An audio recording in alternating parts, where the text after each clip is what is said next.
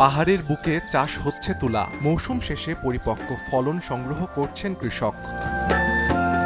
একসময় দেশের পার্বত্য অঞ্চলে তুলা চাষ হতো, এজন্য নাম ছিল কার্পাস মহল। সময়ের পরিবর্তনে তুলার পরিবর্তে বাড়ছে তামাক চাষ। সম্প্রতি পার্বত্য চট্টগ্রাম উন্নয়ন বোর্ড তুলা চাষ সম্প্রসারণের জন্য প্রকল্প নিয়েছে। উপযোগী আবহাওয়া, ভালো ফলন ও ভালো দাম পাওয়ায় তুলা চাষে আগ্রহ বেড়েছে চাষিদের। রাঙামাটির কৃষক এখন ব্যস্ত হোয়াইট গোল্ড এক জাতের তুলা সংগ্রহ করে বাজারজাত করাই। 8 মনের মতো তুলা পাইছি, আর বাগবাগি তুলা আছে, ওই তুলা তুললে সম্ভবত 3 মনের মতো পেতে পারি। আবার ট্রেনিং নেওয়ার পর আমরা তুলা চাষ করেছি, তারপর দামটাও বলে দিছে, এবার নাকি ন্যায্য মূল্য দাম দেবে।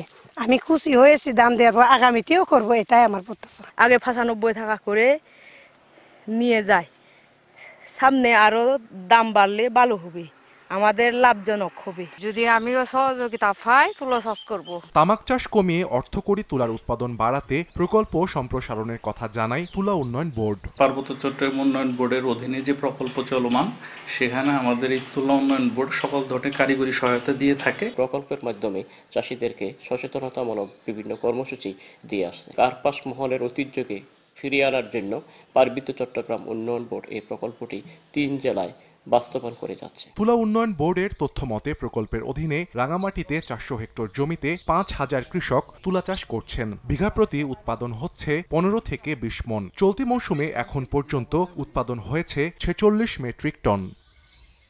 সময় সংবাদ, রাঙামাটি।